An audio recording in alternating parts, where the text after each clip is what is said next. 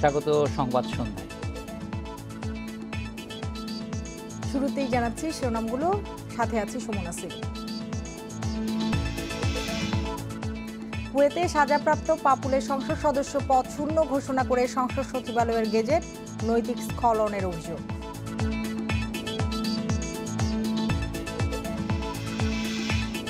বিশ্ববিদ্যালয়ে ক্লাস শুরু 24 মে, হল খুলবে 17 মে, জানালেন শিক্ষামন্ত্রী। টিকার ব্যবস্থা করা হবে শিক্ষক শিক্ষার্থীদের।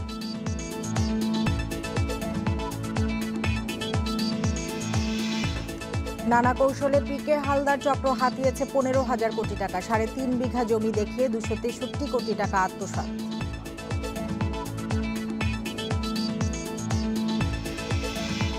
বিসিবির সঙ্গে ক্রিকেটারদের চুক্তির নতুন গাইডলাইন, কে কোন ফরম্যাটে খেলবেন থাকতে হবে লিখিতভাবে, জানালেন বিসিবির সভাপতি। লক্ষ্মীপুর 2 আসনের স্বতন্ত্র সংসদ সদস্য কাজী শহীদ ইসলাম পাপুলের পদ শূন্য ঘোষণা করা হয়েছে। বিকেলে জাতীয় সংসদ সচিবালয়ের সিনিয়র সচিব জাফর আহমেদ খান স্বাক্ষরিত বিজ্ঞপ্তিতে এ তথ্য জানানো হয়। সংসদ সদস্য কাজী শহীদ ইসলাম পাপুল মানব ও অর্থ পাচারের দায়ে কুয়েতের আদালতের রায়ে দণ্ডিত হয়েছেন। এর আগে বিষয়টি নিয়ে সংসদ সচিবালয়ে স্পিকার সংশ্লিষ্টদের নিয়ে আলোচনা করেন।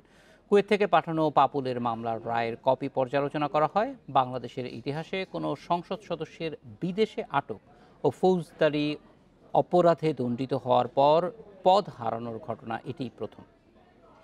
এনে লক্ষ্মীপুর থেকে পাপুলের নির্বাচনী এলাকার প্রতিক্রিয়া জানাতে যোগ দিচ্ছেন সহকর্মী আব্বাস হোসেন। আব্বাস, পাপুলের পদ শূন্য ঘোষণা করা হয়েছে, এটি নিয়ে স্থানীয়রা কি ধরনের প্রতিক্রিয়া দেখাচ্ছেন, বিশেষ করে যে প্রক্রিয়ায় তিনি বিদেশে দণ্ডিত হয়েছেন, ফলে সংসদ সদস্যের এই দণ্ড নিয়ে সাধারণ মানুষের প্রতিক্রিয়া কি?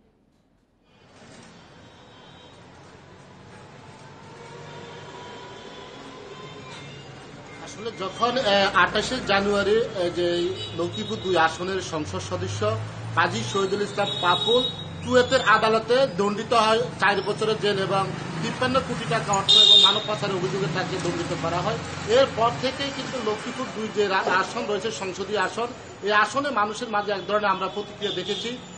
যেমন যে পাপুল সমর্থক যারা রয়েছে, তাদের যে কর্মী সমর্থক রয়েছে, তাদের মধ্যে কিন্তু আমরা তখন থেকে এক ধরনের হতাশা দেখেছি।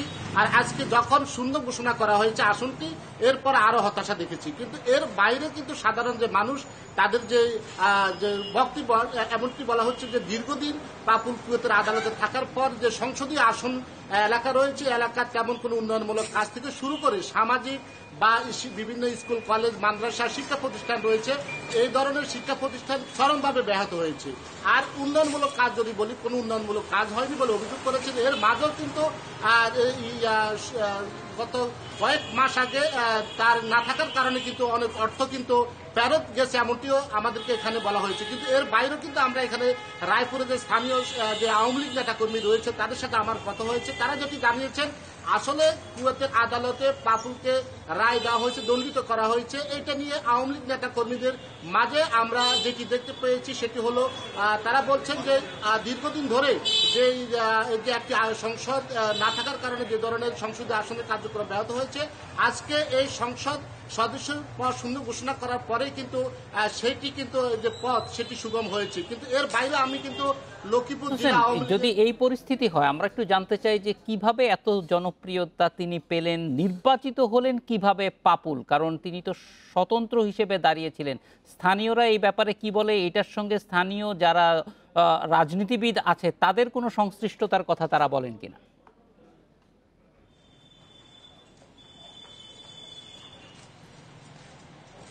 আসলে যখন 2016 সালে যখন পাপুল লক্ষ্মীপুরে আসেন, তখন কিন্তু আমরা জানতাম যে তিনি কুয়েতের আওয়ামী লীগের রাজনীতির সাথে জড়িত আছেন। এরপরে কিন্তু এখানে তিনি আসার পরে বিভিন্ন ধরনের আওয়ামী লীগের সভা সমাবেশ থেকে শুরু করে বিভিন্ন কার্যক্রমের সাথে যুক্ত হয়েছিলেন। কিন্তু তিনি আওয়ামী লীগ থেকে মনোনয়ন চেয়েছেন ঠিকই, কিন্তু আওয়ামী লীগ থেকে মনোনয়ন না পেয়ে তিনি স্বতন্ত্র দাঁড়িয়েছেন। এরপরে এই গত জাতীয় সংসদ নির্বাচনে হঠাৎ কিন্তু এখানে যাকে যে মহাজোট থেকে মনোনয়ন দিয়েছিলেন মোহাম্মদ নোমান, তিনি সরে যাওয়ার পর পাপুল কিন্তু স্বতন্ত্র প্রার্থী হিসেবে আপেল মার্কা নিয়ে কিন্তু এখান থেকে নির্বাচিত হন। তো স্থানীয় আওয়ামী লীগ তখন তাকে কিন্তু তাদের সমর্থনে কিন্তু তিনি নির্বাচিত হয়েছেন। নির্বাচিত হওয়ার পরে কিন্তু পাপুল নিয়ে এক ধরনের মিশ্র প্রতিক্রিয়া দেখা যায়।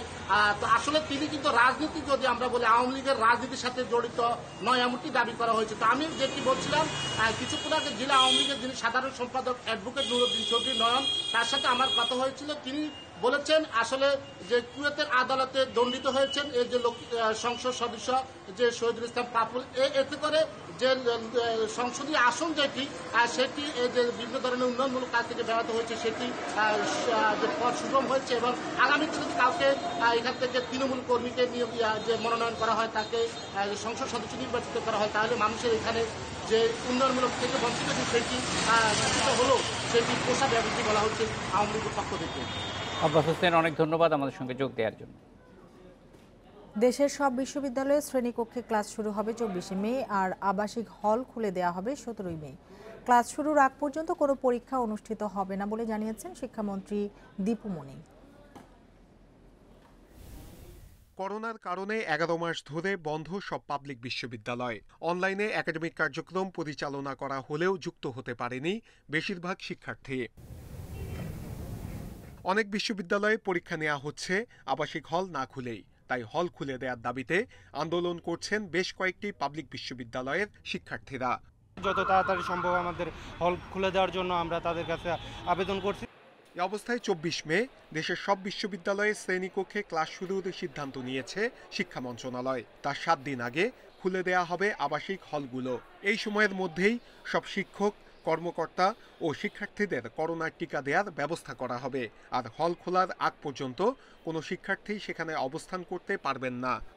যে হলগুলো প্রায় 1 বছর হলগুলো ব্যবহার হচ্ছে না, কাজেই হলগুলোর বিভিন্ন ধরনের যে সংস্কারের কাজও আগে থেকেও কিছু কিছু প্রয়োজন ছিল, এই সময়েও ব্যবহার না হবার কারণেও আরো কিছু যেগুলো সমস্যা হয়েছে, সেই সমস্ত হল সমূহের অবকাঠামোগত সংস্কার, মেরামতের সমস্ত কাজ বিশ্ববিদ্যালয় কর্তৃপক্ষ সম্পন্ন করবেন। শিক্ষামন্ত্রী জানালেন, বিশ্ববিদ্যালয় খোলার আগ পর্যন্ত কোনো পরীক্ষা অনুষ্ঠিত হবে না। সেই সঙ্গে বিসিএস এর আবেদন এবং পরীক্ষার তারিখও পেছানো হবে। করোনার কারণে চাকরির বয়স বাড়ানোর বিষয়টি বিবেচনায় নেওয়া হবে। করোনার কারণে আবেদনের, এই বিসিএস পরীক্ষার আবেদনের বয়স সীমা যাদের অতিক্রান্ত হয়ে যাবে, তারা যেন কেউ ক্ষতিগ্রস্ত না হন, সেই বিষয়ে সরকার প্রয়োজনীয় সিদ্ধান্ত গ্রহণ করবে। শিক্ষা মন্ত্রণালয় জানিয়েছে, স্কুল কলেজ খোলার জন্য সব প্রস্তুতি নেওয়া হয়েছে। কার্যক্রম পরিচালনা হবে স্বাস্থ্যবিধি মেনে। খোলার তারিখ শিগগিরই জানাবে মন্ত্রণালয়। নূরে আলম, ইন্ডিপেন্ডেন্ট নিউজ, ঢাকা। এদিকে শিক্ষামন্ত্রীর সিদ্ধান্তকে সাধুবাদ জানালেও নিরাপত্তার স্বার্থে হলে অবস্থানের ব্যাপারে অনড় জাহাঙ্গীরনগর বিশ্ববিদ্যালয়ের শিক্ষার্থীরা। প্রশাসনের নির্দেশনা উপেক্ষা করে তারা হলেই অবস্থান করছেন। এদিকে দুপুর 12টার দিকে আন্দোলনকারীরা বিক্ষোভ মিছিল নিয়ে বঙ্গমাতা বেগম ফজিলাতুন্নেসা মুজিব হলের তালা ভেঙে ভেতরে প্রবেশ করেন। এর আগে সকাল 10টার মধ্যে বিশ্ববিদ্যালয়ের আবাসিক হল ছেড়ে দিতে শিক্ষার্থীদের নির্দেশ দেওয়া হয়।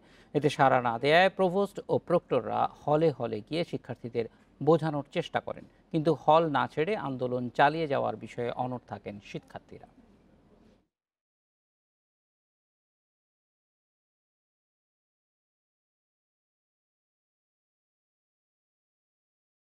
প্রভোস্ট কমিটির মিটিং হয়েছে আমাদের।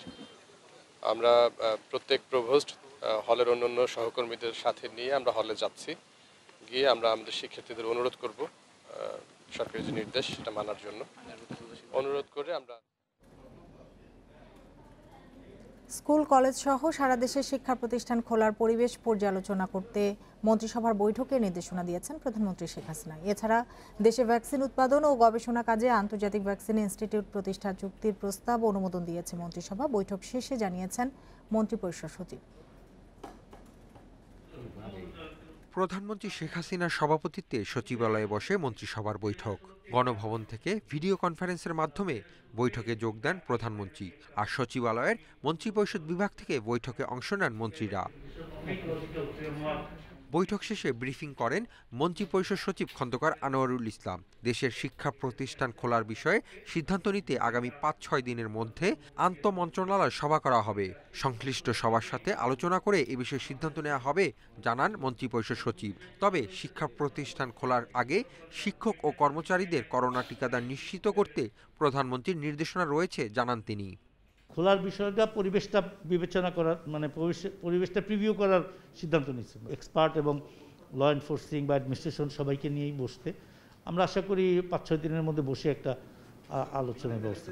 দেশে ভ্যাকসিন উৎপাদন ও গবেষণার কাজে প্রশিক্ষণ ও কারিগরি সহায়তা পেতে আন্তর্জাতিক ভ্যাকসিন ইনস্টিটিউট বা IVI প্রতিষ্ঠার চুক্তি অনুসমর্থনের প্রস্তাব অনুমোদন দিয়েছে মন্ত্রিসভা। এর ফলে নতুন আবিষ্কৃত ভ্যাকসিনের প্রযুক্তি হস্তান্তরের মাধ্যমে দেশে ভ্যাকসিন উৎপাদন সহজ হবে। দেশেই স্বল্প মূল্যে পাওয়া যাবে ভ্যাকসিন, জানান সচিব। ভ্যাকসিনের WHO প্রি কোয়ালিফিকেশন অর্জনের পথও আমাদের সুগম হবে, যা বিদেশে বাংলাদেশের ভ্যাকসিনের বাজার সম্প্রসারণে সহায়তা হবে।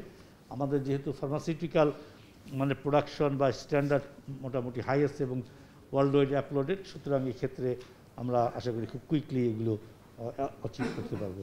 আর বিশেষ করে বর্তমানে অবস্থার পরিপ্রেক্ষিতে এটা আরও বেশি আপনার প্রয়োজন বলে অনুভূত হচ্ছে। বাংলাদেশ পেটেন্ট আইন 2021-এর খসড়ার চূড়ান্ত অনুমোদনও দিয়েছে মন্ত্রিসভা। এতে পেটেন্ট মালিক 20 বছরের জন্য মেধাস্বত্ব পাবেন এবং এ সময়ের পর তা সবার জন্য উন্মুক্ত হবে।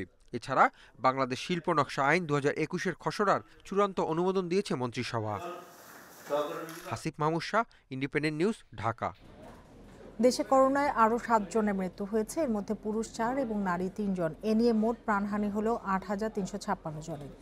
214টি ল্যাবে 24 ঘন্টায় 11,103 নমুনা পরীক্ষায় করোনা শনাক্ত হয়েছে 366 জনের। পরীক্ষা বিবেচনায় শনাক্তের হার 3.30%। সোমবার স্বাস্থ্য অধিদপ্তরের বিজ্ঞপ্তিতে জানানো হয়, দেশে মোট করোনা আক্রান্তের সংখ্যা দাঁড়ালো 5,43,717 জনে। সুস্থ হয়েছেন আরও 692 জন। এ নিয়ে মোট সুস্থ 4,92,059 জন।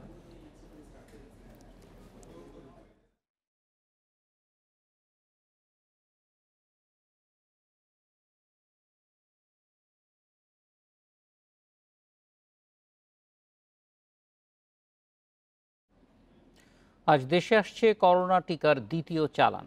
আজ রাত 11টায় শাহজালাল আন্তর্জাতিক বিমানবন্দরে পৌঁছবে অক্সফোর্ডের টিকার 20 লাখ ডোজ।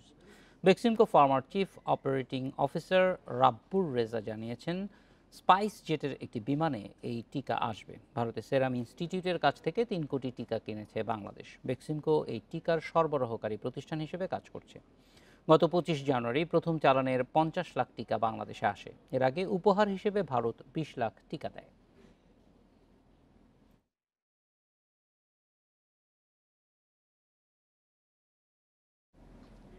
জমির বিপরীতে ঋণ নিয়ে এবং তা বারবার হাত বদল করে টাকা আত্মসাৎ করেছে পিকে হালদার চক্র।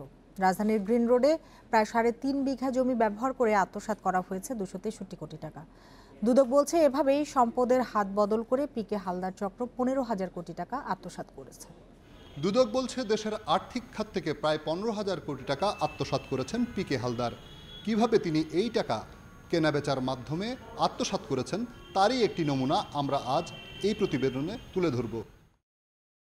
2005 সালে জেনিত ও জেফার নামে 2 নামসর্বস্ব প্রতিষ্ঠানের নামে পিপলস লিজিং থেকে 20 কোটি টাকা ঋণ নেন মোয়াজ্জেম হোসেন। পরে গ্রিন রোডের জমিটি এ টাকায় কেনা হয় প্রতিষ্ঠান দুটির নামে।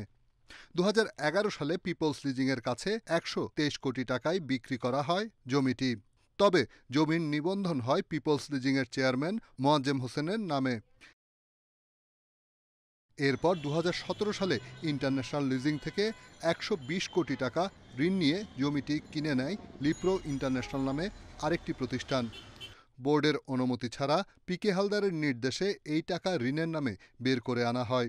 জবানবন্দিতে এসব তথ্য দেয় ইন্টারন্যাশনাল লিজিংয়ের তখনকার ব্যবস্থাপনা পরিচালক রাশেদুল হক। এটাও কিন্তু উনি টাকাটা নিয়ে আবার ব্যাংক থেকে সম্ভবত লোন নিয়েছেন, নিয়ে সেটা আবার লিয়ারিংয়ের মাধ্যমে টাকাটা পাচার করে দিয়েছেন। এবং পিকে শুধু একা না, পিকে একটা সিন্ডিকেট, পিকে হেডেড বাই পিকের মাধ্যমে সোজা কথা তারা ওলট পালট করে খাচ্ছিল। এই জমির বিপরীতে নেয়া কোনো ঋণই পরিশোধ করা হয়নি। ঋণ নিয়ে কয়েকশো কোটি টাকা আত্মসাৎ করা হলেও জমির মালিকানা শেষ পর্যন্ত কাগজে কলমে পিকে হালদার চক্রের কাছে রয়ে যায়। জমিটির মালিকানা সত্ত্বেও বর্তমানে পিকে হালদার চক্রের প্রতিষ্ঠান লিপ্রো ইন্টারন্যাশনালকে বলা হলেও সরজমিনে গিয়ে জমিটি বেদখল অবস্থায় পাওয়া যায়। আমার নাম হলো যে আমিনুল, সবাই ডাকে আর কি, আমিনুল করে পরিচিত। এই জায়গার মালিককে জানেন? না, আমরা দেখছি, চিনি না, উনি মনে হয় বাহিরে থাকে আর কি। কত টাকা ভাড়া দেন? 30,000। 30,000। কতদিন ধরে আছেন আপনারা? 1 বছরও নাই। কামরুল উনি কার কার লোক? এটা বলতে পারলাম না দাদা। আমিনুল ভাই কে উনি, কে মালিক? এটা সঠিক বলতে পারবো না। দুদক বলছে শুধু সম্পদ নয়, বিভিন্ন নাম সর্বস্ব প্রতিষ্ঠানের কোটি কোটি টাকা ব্যবসা দেখিয়ে 15,000 কোটি টাকা আত্মসাৎ করেছে পিকে হালদার চক্র। রিশাদ হুদা, ইন্ডিপেন্ডেন্ট নিউজ, ঢাকা। আমদানি রপ্তানির আড়ালে 10টি প্রতিষ্ঠানের অর্থ পাচারের তথ্য দুর্নীতি দমন কমিশন দুদকের কাছে দিয়েছে জাতীয় রাজস্ব বোর্ড NBR। ওভার ইনভয়েসের মাধ্যমে অর্থ পাচারের গুরুত্বপূর্ণ তথ্য পাওয়ার পর এ বিষয়ে 4 সদস্যের তদন্ত কমিটি গঠন করেছে দুদক। আন্তর্জাতিক গবেষণা প্রতিষ্ঠান GFI এর প্রতিবেদনের তথ্য ধরে গত বছর ডিসেম্বরে মাঠে নামে দুদক। অভিযোগ, আমদানি রপ্তানির আড়ালে প্রতি বছর পাচার হচ্ছে 64,000 কোটি টাকা। অনুসন্ধানে নেমে আল মুসলিম গ্রুপের AKM নিটওয়্যারের বিরুদ্ধে সুনির্দিষ্ট তথ্য পায় দুদক। 2015 ও 16 সালে পণ্য রপ্তানির আড়ালে বিদেশে 175 কোটি টাকা পাচার করেছে প্রতিষ্ঠানটি। আল মুসলিম গ্রুপ যে তারা এই একই প্রক্রিয়ায় 175 কোটি টাকা বিদেশে পাচার করেছে, ওই গ্রুপটার কথা উল্লেখ ছিল। বর্তমানে দুদকের একটি অনুসন্ধান টিম তৈরি করে তারা এটা তদন্ত করছে। দুদককে আরও 10টি প্রতিষ্ঠানের অর্থ পাচারের তথ্য দেয় জাতীয় রাজস্ব বোর্ড। পণ্যের মূল্য বেশি দেখিয়ে এই আমদানির আড়ালে পাচার করা হয়েছে বিপুল অর্থ। এ বিষয়ে আরও একটি আলাদা অনুসন্ধান শুরু করেছে দুদক। ওভার ইনভয়েসিংয়ের মাধ্যমে যে অর্থ বিদেশে যায় সেই অর্থ পাচার রোধ এবং এই অর্থের ব্যাপারে অনুসন্ধানের জন্য 4 সদস্য বিশিষ্ট একটি কমিটি বা টিম, অনুসন্ধান টিম গঠন করা হয়েছে, যারা কাজ শুরু করেছে। এখন থেকে অর্থ পাচারের আলামত পেলেই দুদকের কাছে তথ্য সরবরাহ করবে NBR। রিশাদ হুদা, ইন্ডিপেন্ডেন্ট নিউজ, ঢাকা। ভোজ্য তেলের দাম নির্ধারণে ভোক্তা নয়, ব্যবসায়ীদের স্বার্থ দেখা হয়েছে বলে অভিযোগ ক্রেতাদের। কেননা সরকার নির্ধারিত মূল্যের কম দামে মিলছে সয়াবিন তেল। তবে বাণিজ্য মন্ত্রীর দাবি, বিশ্ব বাজারে বাড়তি দামের কারণেই দেশে বিক্রির সর্বোচ্চ মূল্য বেঁধে দেওয়া হয়েছে। ভোজ্য তেলের ঊর্ধ্বমুখী দামে লাগাম টানতে 1 সপ্তাহ আগে দাম ঠিক করে দেয় বাণিজ্য মন্ত্রণালয়। সেই অনুযায়ী খুচরা বাজারে খোলা সয়াবিন 115 টাকা লিটার আর বোতলজাত তেলের দাম ঠিক হয় 135 টাকা। এছাড়া 5 লিটারের বোতলজাত সয়াবিনের খুচরা বিক্রয় মূল্য 630 টাকা নির্ধারণ হয়। রাজধানীর খুচরা বাজারে মানভেদে বোতলজাত সয়াবিন বিক্রি হচ্ছে 120 থেকে 125 টাকা লিটারে, আর 5 লিটারের বোতল কেনা যাচ্ছে 590 থেকে 610 টাকায়, যা সরকারের বেঁধে দেয়া দামের চেয়ে কম। তাই দাম নির্ধারণ ব্যবসায়ীদের বাড়তি মুনাফা সুযোগ বলে ক্ষোভ জানিয়েছেন ক্রেতারা। সব কষ্ট তো সাধারণ পাবলিকের, আমাদের ভোক্তারা তাদেরই কষ্ট। সব ঝামেলা আমাদের পড়তে হইতেছে, এখন বাজার আসলে পরে টাকা নাই যায়। আমার কাছে তো মনে হয় সরকার ব্যবসায়ীদের স্বার্থটা বেশি দেখছে আর কি। তেলের দাম অবশ্যই ভোক্তাদের স্বার্থটা দেখা উচিত। 580 টাকা তেল কিনে আমরা 90 টাকা বেশি। বসুন্ধরা, পুষ্টি, চিপ, তারপরে রূপচাঁদা কিনে হলো 600 টাকা, বিক্রি করি 610 টাকা। তবে বাণিজ্যমন্ত্রী টিপু মুন্সি বলছেন, তেলের আন্তর্জাতিক বাজার দরের সঙ্গে সমন্বয় করেই দাম ঠিক করা হয়েছে। আমদানি মূল্য কমলে দাম আবারও মূল্যায়ন করা হবে। গত 6 মাসে $700 যেটা ছিল টনের, সেটা $1150, যার ফলে গ্লোবালি মার্কেটে দাম বেড়ে গেছে। 90% আমরা ইম্পোর্ট করি, যার জন্যই দামটা বেড়ে গেছে। তারপরে এই কষ্টের ভিস করে আমরা মন্ত্রণালয়ে একটা দাম ফিক্স আপ করে দেওয়া হয়েছে যে এই দাম হওয়া উচিত, এই প্রাইসে। সেটা আমরা চেষ্টা করছি মেনটেন করার। দেশে বছরে সয়াবিন ও পাম মিলিয়ে ভোজ্য তেলের চাহিদা প্রায় 20 লাখ টন, যার প্রায় পুরোটাই আমদানি করে দেশের হাতে গোনা কয়েকটি প্রতিষ্ঠান। Shahid Ahmed, independent news, Dhaka. সপ্তাহের প্রথম কার্যদিবসে মূল্যসূচকের ব্যাপক পতনে লেনদেন শেষ হয়েছে ঢাকা স্টক এক্সচেঞ্জে। টানা দরপতনের পাশাপাশি 3 মাসের মধ্যে সর্বনিম্ন লেনদেন হয়েছে আজ। ডিএসসিতে 63 ভাগের বেশি প্রতিষ্ঠান ছিল দর হারানোর তালিকায়। এদিকে চট্টগ্রাম স্টক এক্সচেঞ্জে কমেছে সার্বিক সূচক, তবে বেড়েছে লেনদেন। সোমবার লেনদেন শুরুর 5 মিনিট পর থেকেই নেতিবাচক অবস্থানে যায় ডিএসইর প্রধান সূচক। দিন শেষে ডিএসই এক্স হারিয়েছে 90.77 পয়েন্ট, অবস্থান করছে 5385-তে। সূচকের পাশাপাশি কমেছে লেনদেনও। আগের দিনের চেয়ে টাকার অঙ্কে 227.4 লাখ টাকা কমে আজ হাতবদল হয়েছে 467 কোটি 8 লাখ টাকার শেয়ার, যা গত 3 মাসের মধ্যে সর্বনিম্ন লেনদেন ডিএসইতে। এর আগে গত বছরের 22 নভেম্বর ডিএসইতে 495 কোটি 53 লাখ টাকার শেয়ার লেনদেন হয়। হাতবদল হওয়া 343টি কোম্পানি ও মিউচুয়াল ফান্ডের মধ্যে আজ দর বেড়েছে মাত্র 23টি কোম্পানির, কমেছে 219টির এবং দর অপরিবর্তিত রয়েছে 101টি কোম্পানির। সবচেয়ে বেশি হাতবদল হওয়া কোম্পানি তালিকার শীর্ষে রয়েছে বেক্সিমকো, দ্বিতীয় রবি আজিয়াটা এবং তৃতীয় অবস্থানে রয়েছে ব্রিটিশ আমেরিকান টোবাকো। শতাংশের দিক থেকে দরবৃদ্ধির তালিকার শীর্ষে উঠে এসেছে আলহাস টেক্সটাইল, দ্বিতীয় ইনটেক লিমিটেড এবং তৃতীয় অবস্থানে ওয়ালটন হাইটেক ইন্ডাস্ট্রি। অন্যদিকে চট্টগ্রাম স্টক এক্সচেঞ্জে সার্বিক সূচক কমেছে 256.27 পয়েন্ট, লেনদেন 41 কোটি 41 লাখ টাকা। ইফাতারা, ইন্ডিপেন্ডেন্ট নিউজ। চট্টগ্রামের শাহ আমানত আন্তর্জাতিক বিমানবন্দরে একটি উড়োজাহাজে তল্লাশি চালিয়ে প্রায় 17.5 কেজি স্বর্ণ আটক করেছে কাস্টমস গোয়েন্দা ও তদন্ত অধিদপ্তর। এসব স্বর্ণের দাম প্রায় 10 কোটি টাকা। এ ঘটনায় উড়োজাহাজের কর্মী ও যাত্রীদের চিহ্নিত করে জিজ্ঞাসাবাদের প্রস্তুতি চলছে বলে জানিয়েছে অধিদপ্তরের মহাপরিচালক। চলতি অর্থবছরে 8 মাসে প্রায় 123 কেজি স্বর্ণ আটক হয়েছে বলেও জানান তিনি।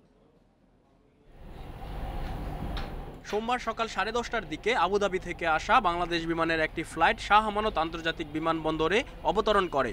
যাত্রীরা নেমে যাওয়ার পর উড়োজাহাজে তল্লাশি চালায় শুল্ক গোয়েন্দা ও জাতীয় নিরাপত্তা সংস্থা এনএসআই এর একটি যৌথ দল। এ সময় উড়োজাহাজের এসি প্যানেলে পরিত্যক্ত অবস্থায় 150 পিস স্বর্ণ পান তারা। দুটো সিটের ডান দিকে জানালার পাশে এসির নিচে একটা প্যানেলের দুইটা প্যানেলের ভিতরে এটা লুকানো ছিল। তো ওই প্যানেল দুটা একটু লুজ ছিল এবং একটু ফোলা ছিল। এটা দেখে আমাদের গোয়েন্দা অফিসাররা তারা আইডেন্টিফাই করে যেখানেই থাকতে পারে। এটা খুলে সেখান থেকে মোট 150 পিস স্বর্ণবার, যার ওজন প্রায় 17.5 কেজি, এটা জব্দ করা হয়। এর আনুমানিক বাজার মূল্য প্রায় 10 কোটি টাকা। এই ঘটনায় এখনও কাউকে আটক করা হয়নি, তবে জড়িতদের চিহ্নিত করতে প্রস্তুতি চলছে বলে জানান শুল্ক গোয়েন্দার মহাপরিচালক। প্যাসেঞ্জার নেমে যাওয়ার পরে আমরা সার্চ করি, তো প্যাসেঞ্জার তো নেমে চলে গেছে, তবে তাদের আইডেন্টিফাই করা কঠিন না। আমরা অলরেডি প্যাসেঞ্জার লিস্ট নিয়েছি, আমরা ক্রু লিস্ট নিয়েছি, আমরা সব কিছু মিলে আমরা দেখে প্রয়োজন হলে আমরা তাদেরকে জিজ্ঞাসাবাদ করব। আমরা ফৌজদারি মামলা করলে তো তাদেরকে গ্রেপ্তার করা সম্ভব হবে, আটক করা সম্ভব হবে। অবৈধ ব্যবহারের জন্যই অসৎ উপায়ে স্বর্ণ আসছে বলেও জানান শুল্ক গোয়েন্দার মহাপরিচালক। মাদক চোরাচালান, অস্ত্র চোরাচালান। Shariful Islam, independent news, Dhaka. টিকা উৎপাদনকারী প্রতিষ্ঠান সেরাম ইনস্টিটিউট অফ ইন্ডিয়ার কাছে যেসব দেশ করোনা ভ্যাকসিন টিকা চাইছে তাদের ধৈর্য ধরার আহ্বান জানিয়েছেন প্রতিষ্ঠানটির সিইও আদর পুনেওয়ালা। টিকার চাহিদা পূরণের ক্ষেত্রে ভারতের নিজস্ব চাহিদাকে অগ্রাধিকার দেওয়ার নির্দেশনা রয়েছে বলে এক টুইটে জানান তিনি। সেক্ষেত্রে অন্য দেশের রপ্তানিতে হয়তো কিছুটা বিলম্ব হতে পারে, তবে কার কাছ থেকে এই নির্দেশনা এসেছে সে বিষয়ে কিছু বলেননি পুনেওয়ালা। প্রতি বছর বিশ্বে মোট উৎপাদিত টিকার 3/5 সরবরাহ করে ভারত। আর 130 কোটি মানুষের দেশ ভারতে এখন বিশ্বের সবচেয়ে বড় টিকাদান কার্যক্রমটি চলছে। তবে জানুয়ারির মাঝামাঝিতে করোনার টিকাদান কার্যক্রম শুরু হলেও এখনও সেখানে মোট জনসংখ্যার 1%কেও টিকার আওতায় আনা সম্ভব হয়নি।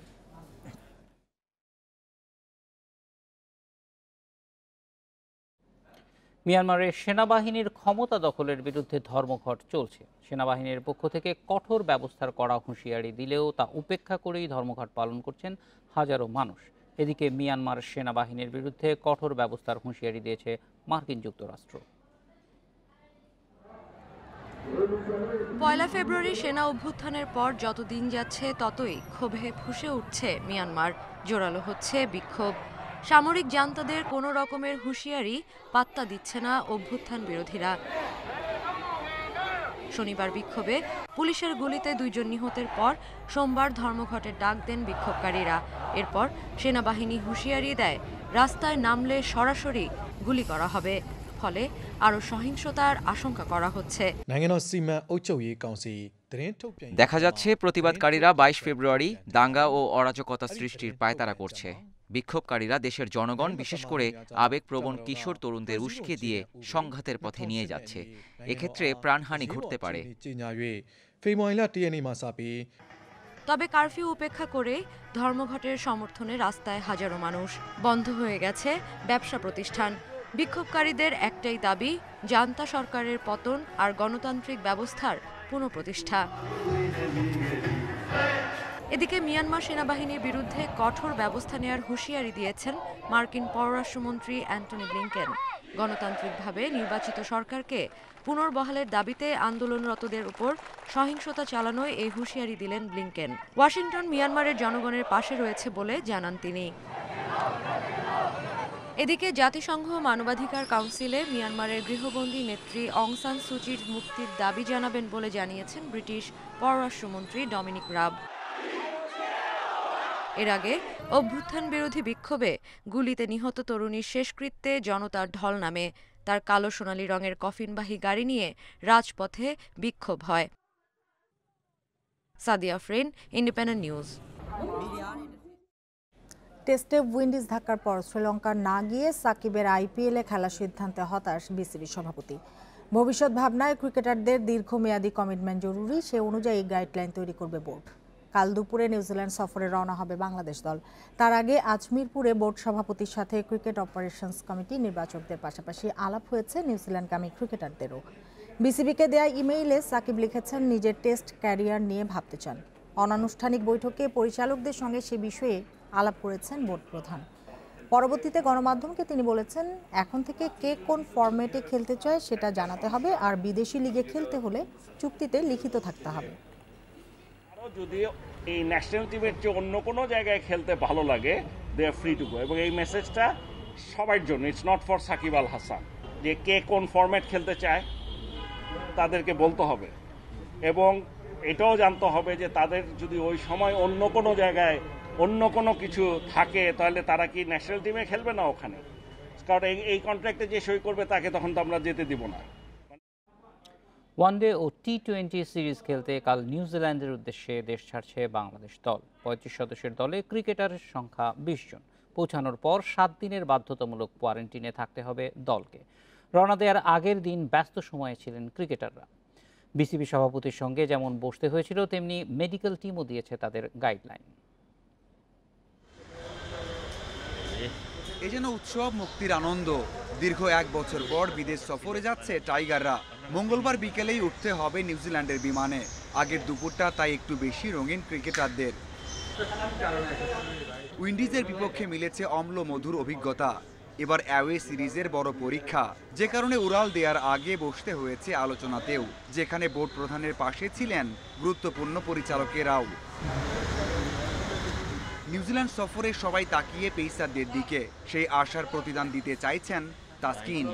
ওইসব উইকেটে অনেক সময় খুব ভালো উইকেটও পাওয়া যায়, তো মানে আশাবাদী, কারণ যখন আমরা অস্ট্রেলিয়াতে বা নিউজিল্যান্ডে ওয়ার্ল্ড কাপ ইভেন্টগুলো খেলেছিলাম, তখন কিন্তু অনেক ভালো উইকেট ছিল ব্যাটিংয়ের জন্য এবং বোলিংয়ের জন্য। বায়োবাবল করোনা প্রোটোকল সম্পর্কে ধারণা থাকলেও নিউজিল্যান্ডের করা নিয়ম নীতি মেনে চলা বড় চ্যালেঞ্জের বিষয়। কি করতে হবে আর কিভাবে নিজেকে ফিট রাখতে হবে, বিসিবি মেডিকেল টিম তা জানিয়ে দিয়েছে ক্রিকেটারদের। যেহেতু প্লেয়ার আগে থেকে জানে যে ওরা কি আশা করছে নিউজিল্যান্ডের প্রথম 6 দিন, এর জন্য মানসিকভাবে তারা প্রস্তুত আছে। এর জন্য আমরা প্লেয়ারদেরকে বলেছি যে মানসিকভাবে প্রস্তুতি নেওয়ার জন্য আরও কিছু অ্যাক্টিভিটিসের মধ্যে নিজেদেরকে জড়িত রাখার জন্য। নিউজিল্যান্ড থেকে দেশে ফেরার পর এপ্রিলে শ্রীলঙ্কা সফর, এরপর একাধিক সিরিজ নিশ্চিত হয়ে আছে। অনেকটাই আগের অবস্থায় ফিরতে শুরু করেছে এফটিপি। বিসিবি দ্রুত সময়ের মধ্যে ঠিক করে ফেলতে চাইছে মিডিয়া ও টিম স্পন্সর। আমাদের যে ওয়ার্ল্ড টি-20 এবং অন্যান্য যে ইভেন্টগুলো আছে, অবশ্যই 2023 পর্যন্ত যে ইভেন্ট আছে ইনক্লুডিং এশিয়া কাপ, সবকিছু কনসিডার করেই আমরা আমাদের নেক্সট টিম স্পন্সর টার্গেট করব। মঙ্গলবার বিকালে ৩৫ সদস্যের বাংলাদেশ দল উড়াল দেবে নিউজিল্যান্ডের পথে। Mazharul Islam, independent news. শেষ করব সংবাদ সন্ধ্যা। শেষ করার আগে শিরোনামগুলো জানিয়ে দিচ্ছি আরও একবার। কুয়েতে সাজাপ্রাপ্ত পাপুলের সংসদ সদস্য পদ শূন্য ঘোষণা করে সংসদ সচিবালয়ের গেজেট, নৈতিক স্খলনের অভিযোগ। বিশ্ববিদ্যালয়ে ক্লাস শুরু 24 মে, হল খুলবে 17 মে জানালেন শিক্ষামন্ত্রী। টিকার ব্যবস্থা করা হবে শিক্ষক শিক্ষার্থীদের। নানা কৌশলে পিকে হালদার চক্র হাতিয়েছে 15,000 কোটি টাকা, 3.5 বিঘা জমি দেখিয়ে 263 কোটি টাকা আত্মসাৎ। বিসিবির সঙ্গে ক্রিকেটারদের চুক্তির নতুন গাইডলাইন, কে কোন ফরম্যাটে খেলবে থাকতে হবে লিখিতভাবে জানালেন বিসিবির সভাপতি। এই ছিল সংবাদ সন্ধ্যায়। ইন্ডিপেন্ডেন্ট টেলিভিশনের সব খবর আরো বিস্তারিত জানতে চোখ রাখুন ফেসবুক, ইউটিউব এবং টুইটারে। ধন্যবাদ সবাইকে এতক্ষণ সাথে থাকার জন্য।